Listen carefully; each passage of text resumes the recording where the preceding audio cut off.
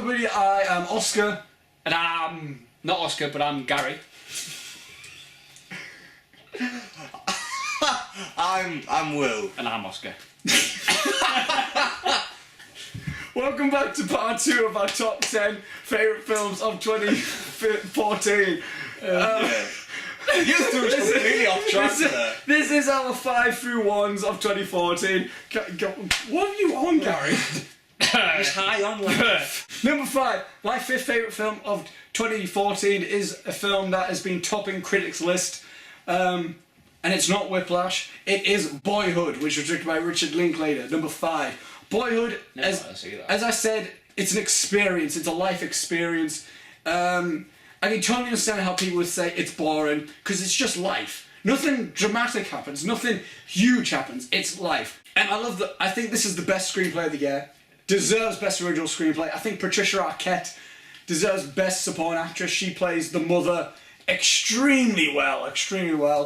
And the way that you just see Ella Coltrane growing up as Mason is genius. And the way that they edit it is great, because it's not like, oh, we're now in 2008. You know it's 2008 because this kid not only is older, but he's putting up vote for Obama signs, and then you hear like a Soldier Boy song or something like that. And I relate to this so much because the guy growing up, the kid, the Boyhood kid, was like a year older than me. So we essentially grew up at the same time, and I knew I would connect with this film as soon as I saw this kid watching Dragon Ball Z. Dragon Ball Z, and he was snuggling with Dragon Ball Z in duvets, and I was like, this is my film. This is about me. even though it was set in Texas, I relate so much to it. The only reason why it's only number 5 is because I can't see myself watching it over and over and over again. It's more of an it's one of those special films. And it's one of these films that you don't see anything special of it through it, but as soon as it ends, you look back and you're like, that was really special, like life. You might be a little bit disappointed. I accidentally looked on the screen, so... Who? On Gary's screen. Okay, sorry, Gary. Gary, thanks for giving me more job to censor stuff. You are literally the foulest Mouth Heel Pictures member. It's got in the news recently, right? But you might not. Wait, hang on, I think... I already know what it is. You already know what it is. The Interview? Yes, it is. What the fuck? The Interview. I don't know why it's up there. It's North Korea. He's literally doing it. He's going through a cultural phase at the moment, ladies and gentlemen, where he's obsessed with North Korea. He has... I've watched documentaries about... He said Heil Kim Jong-un not too long ago. Heil. There's us going shut down. North Korea doesn't have YouTube. Whoa, Gary. Oh, Gary. They can't look at our... Just talk about why you like the film. I like the film because it's got Kim Jong-un in it. I can't believe it. James Franco was the most annoying part of the film. I don't know why it's up there. What are you saying if you don't know? Think about what you're going to say. The story's good. But I don't know why. I don't know why. The story's good. It's got cool moments in the film. Like the hacking. Yes. And it's just a film about these 2 guys. Is it? Right. And it's got a scene where Eminem's kid. Alright, I get it. Gary, What? I have a question. What? Actually, Is this in your top 5? Because... Yeah, because it's a comedy. No, Gary, let me finish. I like the comedy. No, okay, is it top 5 because it's about North Korea? No, it's okay, not. right. It's the comedy one. Okay, right. But I like the story, and that's what okay. me towards the story about the assassination of President Right. Kim Jong-un. It seemed like a funny concept. Marshall, President Kim Jong-un. Well, I wouldn't say president because... William, you're number 5. He's president because the president takes care of his people. Kim Jong-sung is still president, even though he's still dead. What? My 5th favourite film this year, talking about cultural films as well, although, look at what I mean, is Godzilla. No, it's Chewbacca. That was fun. What? Very surprised. Well, Number 5. number 5. Right, the reason number 5... No, the reason Godzilla was at number 5 is because I was anticipating seeing this movie and I never got to saw it when it came out on release. So I've had to literally wait nearly a year to see this film. Almost. Yeah, almost a year. And I can understand why many people might not like this film if you aren't huge Godzilla fans. I myself, being a Godzilla fan, enjoyed this film. I enjoyed the pacing of the story. That was very harkening to the original 1950 some. Oh, God, when was it released? Jason Moore. Yeah, 54. to the original Ishiro Honda classic, and the story was good. There was some parts where I was like, we don't need this, but I can look over it. But effects wise, it was great. The mood, that darkened mood, certainly was capturing the vibe and the essence of the original Godzilla film. So I was just like, this is such a huge kind of throwback to that. Obviously, this was a much better, much more enjoyable experience than the 1998 Godzilla film. And I kind of feel like this is what we've been waiting for in terms of let's recover from that disaster. So yeah, that's why Godzilla is number 5. Number 4. Interstellar. A Nolan film, not in my top 3. What? Nolan's my favourite director. What? Nolan, not your number 1? No, it's not. Or Al Pacino. But it's in my top 5. Didn't make my top 3. Reason is because again, people may say, you're just a Nolan fanboy, you're liking this film just because you're a Nolan fanboy. Not true. I think that this is a visually spectacular film. This film blew me away with the visual effects because it's not all it's not all CG. Yeah. No, specifically the during the end scene involving McConaughey. That was not CG. That was a built set. I think McConaughey did a very good job. The reason why it's not in my top 3, and the reason why I think it is in the lower part of my favourite Nolan films. It's not up there as one of my favourite Nolan films. Yeah. It's lower because anything on Earth for me drags. When you're on Earth, for me, it slows down. And some of the scientific talk I kind of get lost in. But I'm fine with that. But anything on Earth, it's like, can we kind of pick up the pace a little bit on here now? Yeah. Can we get back to the space stuff? And here's how I put it. It's really down to opinion if you like this film. Because I think that Inception and Interstellar are the same films, just with different skins. I'm not as interested in space and all that stuff. So that's why I'm not huge on Interstellar. Yeah. But the thing is, I do want to keep watching it. It's a thing that I'm just like, yes, I do want to keep watching it. Even though I acknowledge it's not a perfect film. It has its flaws. And all these complainers say Nolan makes... I think it's just the cool thing to do. You're hating on Nolan because it's the cool thing to do, where he's making anything but bad films. Yeah. If this was by any other director, people would have been like, this is great. Because it's Nolan, everyone's having so much high expectations now. They're putting Nolan on a pedestal. And I think that's kind of unfair. My number 4 is... I've already looked at it, I'm just double checking. Locke. Did not make it in my top 10. It's an honorable mention though. Very surprised. That's another film which I was like, damn it. Didn't make it. Yeah. I just loved... What? That's not to love about Locke. It's a very simple film. It's a guy... It's very simple, that's why I love it, because it's simple. It's about a guy who goes down in his car and that's it. I'm not going to spoil anything because... Tom Hardy. It's one of them After I didn't want to films... say that, actually. It's one of them films where you don't want to spoil because Everybody's it's gonna nothing there to... Well, there's a lot of things to spoil. It's more based on experience. But if you spoil it, it's ruined. Cinematography is one of the best cinematographies of a while. Best soundtracks I've ever heard in a movie. My number 4 for me is, again, I was in one of these positions where I was like, I'm having to swap films around constantly. My number 4 is Dawn of the Planet of the Apes. Now, Dawn of the Planet of the Apes to me is, I know I've had this rage against sequels recently, which which, believe me, is going to end soon. That kind of thing is going to end soon. Dawn of the Planet of the Apes, I consider to be one of the best sequels to one of... I think it's such a really great film for me. I've never been a huge fan of the Planet of the Apes series, and I saw Rise and Dawn as a double bill. Now, Dawn, in terms of atmosphere and in terms of obviously story and events it moves on, I think it's really good. I just think it was to me, obviously, I think it was well put together. I think it was well directed. The mood was captured perfectly. I think obviously Andy Serkis and Toby Kebbell.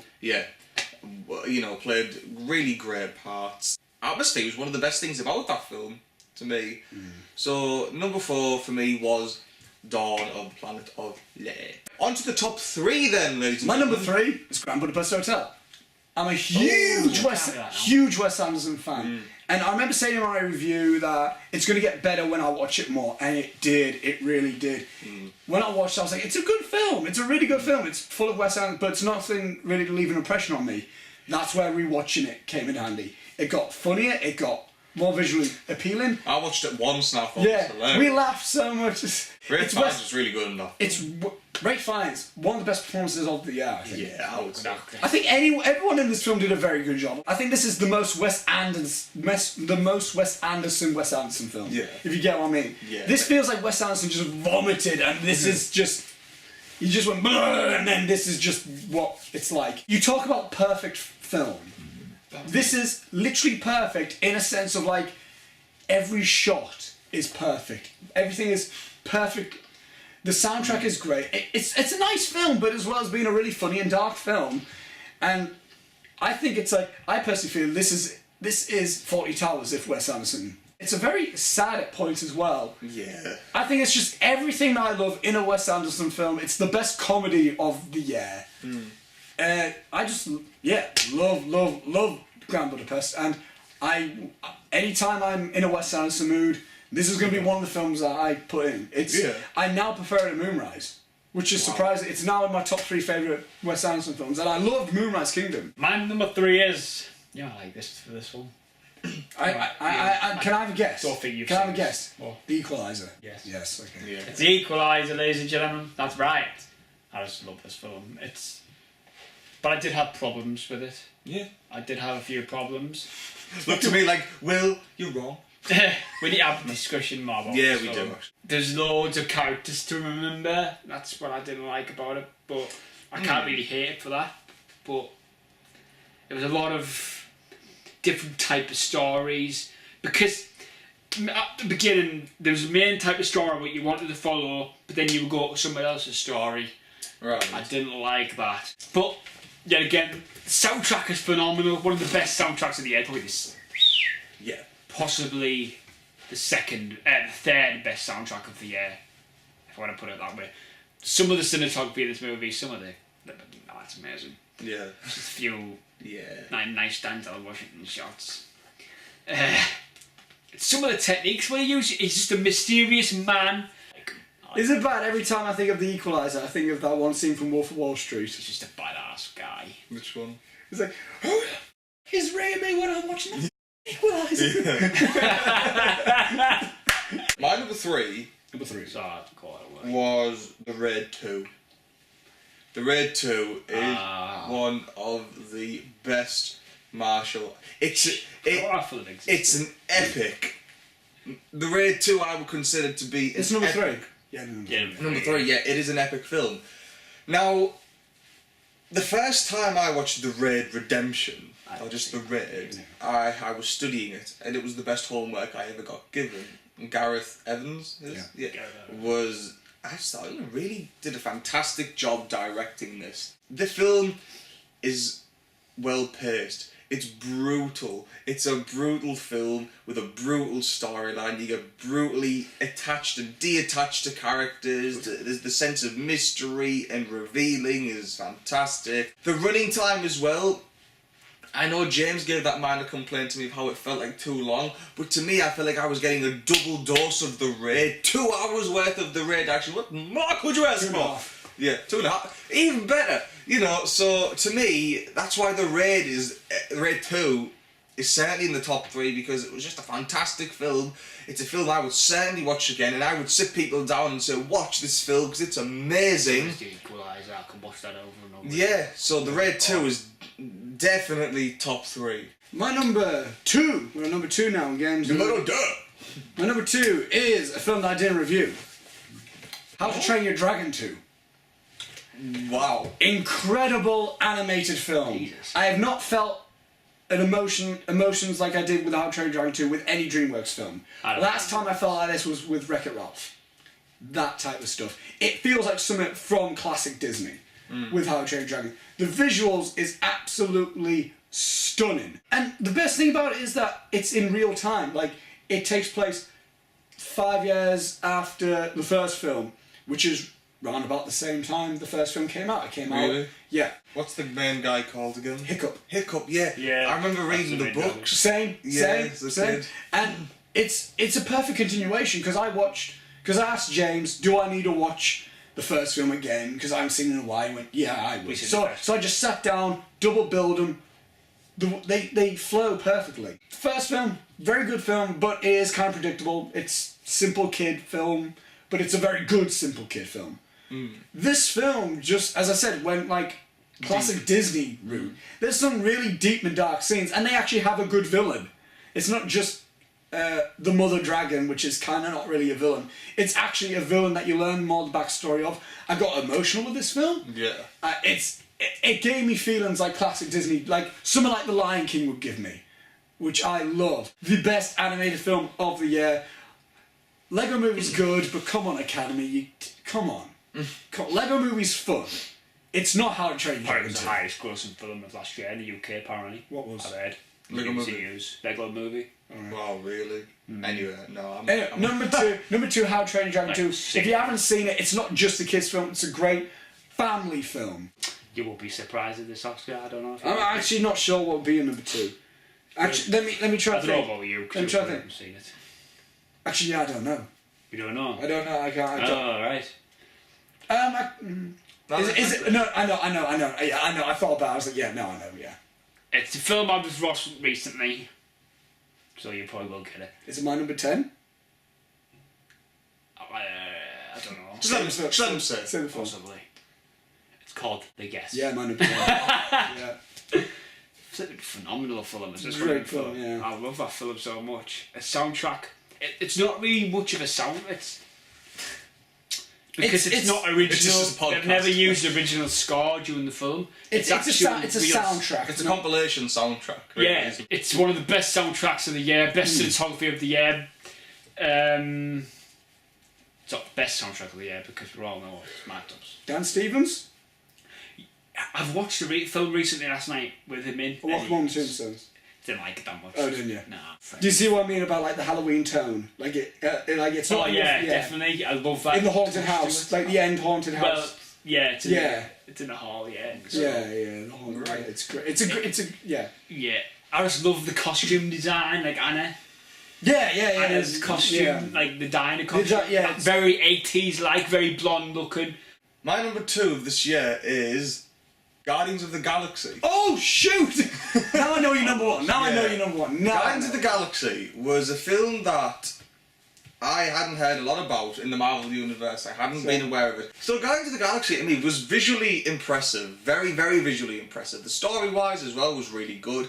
Because I haven't been up to date with a lot of Marvel characters and plots, The kind of cinematic universe. Yeah, remembering characters' names and stuff, it was a bit difficult for me because I was like, oh, that Drax, was that guy, you know, I was a bit confused. But story-wise, it was good, you know. I don't think the story was anything too spectacular. Well, it was really great story. Visually, it was impressive. The characters, every single character was such a strong character. So impressive. You could really immerse yourself in that character and in their backstory. I love the use of colour in this movie as well. Yeah, The yellows, very the vibrant. reds. Yeah, very spacey type. I imagine like Yeah. lots of blues, lots of yellows, very cosmic colours. Obviously, with it being a science fiction space film, it didn't bow down to the generic conventions. It was like, no, we're gonna take this in our own way because we can, because we want to create a good story. I'll tell you what. Best part about this film, Blue Mel. Yeah. Blue Mel. Michael Rooker as Yondu. One of the best parts. Yeah. What would have made this film Really? better? What would have made this film better? They've Is, got to eat you. what would Each shot. what would have made this film better is if Kitty Pryde was in it. Just saying. Gamora was one of my favourites. I just Oh, thought yeah. Gamora was just that conflict between, you know, is she ultimately good? Is she ultimately evil? Can you really tell? And I just thought she was such a strong character, and she was funny in this really unique way as well. I just thought, yeah, she's one of my favourites. Groot is like the cuddly mascot. He's the Sugar Puffs monster of this film, although Sugar Puffs monster's a bit scary. But you know, I'm telling I'd you. say Groot's probably either my favourite. I'm telling you right now. I can see goddamn Groot becoming the flipping minions of the goddamn Marvel Cinematic I can see Universe. the Iron Group becoming the next, I can because I'm Batman. I'm type gonna of thing. be flipping annoyed. I'm already annoyed about it. Baby Groot though. I like Groot, but I'm getting blinking annoyed about Drax was great as well. Just I am not a little princess. Batista. yeah, Batista. I wanted Batista to Batista bomb, blinking Ronan. Batista bomb, the animal. Yeah, so now it's time, ladies and gentlemen, boys and girls, creeps and ghouls alike, for the number one of our 2014. Before I get to my number one, I have three honourable mentions. All right. Because this year was such a great film. Such a great film, because there were so many films. I was like, I want that to be my top 10, but it couldn't be. So I got three honourable mentions. First honourable mention, Starred Up. Didn't review it. Great British prison film. Great acting. Jack O'Connell, fantastic lead, but Ben Mendelsohn, you may know as Daggett from The Dark Knight Rises and the dude who helped Ryan Gosling in Place Beyond the Pines. Oh yeah. Best supporting acting performance of the year. Another honorable mention is Edge of Tomorrow. Yeah. Love this film. Really liked it. Tom Cruise's best film in a while. Doug Liman, great directing. And hey, guess what? We have a strong female action role with Emily Blunt. A strong action role who is essentially the hero of the film, because Tom Cruise is the coward through the entire film. He's a coward. Emily Blunt is the strong female lead. And guess what? You guys decided to pick Transformers 4 over this film. Clearly you don't want a strong female lead in a film. You want, oh, boobs. That type of film. Gary's reaction to Boo. That's what the audience has spoken. They want women to be objectified as sex objects, not strong female leads. Last honorable mention, The Imitation Game. Benedict Cumberbatch deserves a nomination. God, I really want to know your number one now. It's so good. Imitation Game is so good. It is so good. Can be a bit by the numbers, but it's a great biopic that shows the injustice that this guy got given. And anyway, now my number one, my favourite film of 2014 is True Detective. Wait, that was a TV show. My number one of 2014 is The Walking Dead season 2. That was a video game. Do it! They're both very cinematic. My number one favourite film of 2014 is The Raid 2. Yeah. Really? Raid 2, number one film of 2014. Oh, I wasn't expecting that. Love it. In my review, I said, in our review, should I say, I said it was, the Raid is the new Dark Knight trilogy for me. Right. It's the new thing for me to fanboy over. And the Raid 2 did exactly what the Dark Knight did. It took what made the first Raid great and just elevated it. It is everything I could have wanted within this type of film. It has the best action ever. Yeah, definitely. In terms of just action, best action film ever, without a doubt. The way Gareth Evans is taking the character of Rama and just his arc is amazing. I can't wait to see the third film and where it takes Rama, like what happens to Rama. Who would have thought a character like Hammer Girl would be this awesome? Ucho, the way like his story was amazing. Like the way we learned about him. Bringing Bejo doing some Michael Jackson moves. Awesome. Bejo was well, this film does not pull any punches. No. When you it pulls a lot of them, but no, it doesn't pull them. Flings them at you. Yeah. When you're going to see a head explode, you're going to see a head explode. When No it's restrictions. when it looks like a guy's going to get his jaw ripped open, you're going to see the jaw get ripped open. Apart from amazing action and the greatest car chase scene ever in a film, you cannot beat it. It's better than Fast and Furious. Everything's better than Fast and Furious. I would disagree with that. This has the best cinematography of the year. I feel it's absolutely gorgeous cinematography. Because it's not only is it just still throughout the fight scenes, but it's also just some shots like when they're in the Gentleman's Club. It just looks appealing. I think this is the best soundtrack of the year. Okay. The guest has very toe tapping, good symphonic stuff, this is really catchy stuff. Interstellar, beautiful emotional soundtrack and beautiful. However, The Raid, I feel, has the same type of deal as The Guest, as well as very beautiful and emotional scenes, especially during the Koso bit. I just think this is an incredible, not only action film, but just film overall. I think the way that Gareth Evans has taken the characters is incredible. And who would have thought this film made me more excited for Star Wars? Just from the news recently. Who would have thought this would have made me more excited? I'm looking at Raid 2 now and thinking to myself, oh my god, round with a lightsaber. It's the best action film we've had in years. So there you go. Love it. Cannot wait for The Raid 3. So, Please, Gareth Evans, give us The Raid 3. Is it actually happening or? Oh, it's been announced. if Valve's doing it, then no, but... Right, my number first. This is not going to be a surprise for you because You've been buzzing about it ever since you saw it. You practically cried during our review of it. Can you? I practically cried, almost did. I cried during watching it. I'm not going to say Turn anything. around, guy was just.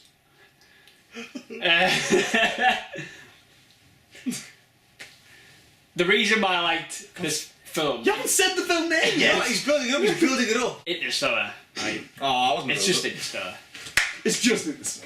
Yeah. It's just Interstellar. Just science fiction, You say that some of the science Majubbly Majubbly, yes. was Mumbo not jumbo. nothing attractive to you, but it was to me because I like Yeah, I science. didn't fancy it, Gary. I like science. Wasn't my type of woman. It's what might happen. Science is just Everything. Science is not based on facts. It's based on obviously. That's what I have to say. Right, we're going to get a lot of comments for this one, so let's So there's a lot of let's word this space. carefully. Lot of space in this film. I went off space for a canny bit. Went back to space just recently this year. You like left space So and then you went back. I did left space. Instead of Ibiza, our show's Jupiter. Full story of this movie, the Earth aspect. You said you have problems with the Earth aspect. Yeah, they were slow for me. They felt a little bit slow, but I enjoyed them. And some of the flipping shots in this movie were fantastic. Oh yeah. It's like The sound design, I want to say that deserves sound design, the soundtrack, Hans Zimmer, a lot of long organ notes. It's just this film is a holy grail because it's got a lot of it's Nolan, It's it's got everything Hans well- Zimmer, it's got space, It's got Matthew McConaughey. Yeah. Matthew McConaughey. That's why I This like really it. is. Christopher Nolan.